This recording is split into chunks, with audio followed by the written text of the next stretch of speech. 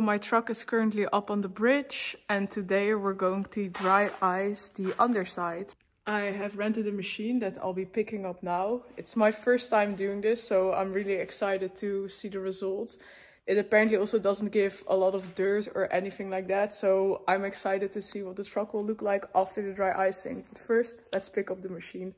As you can see, I've taped off all the soft lines just to give them some extra protection. You apparently don't have to do it. You can blast over them, but these lines are a bit older and the truck's a bit older, so then it's recommended you do tape them off. So I've gotten everything set up right now, so it's time to start cleaning this. Here we have the dry ice that we will be using. This is what the underside currently looks like. You can see a lot of dirt everywhere. Shine on everything so you can see well.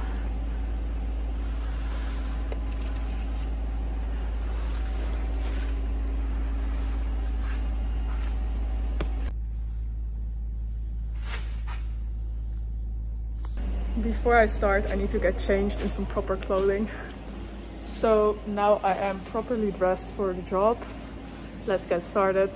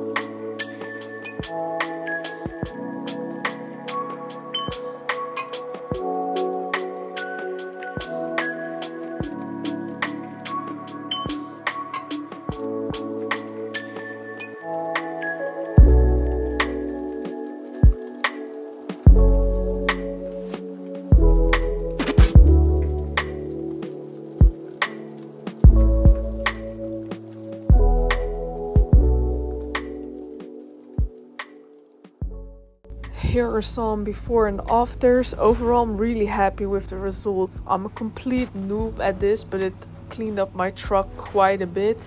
It removed all the crud and the old undercoating, so now I can continue getting my truck ready for adventure.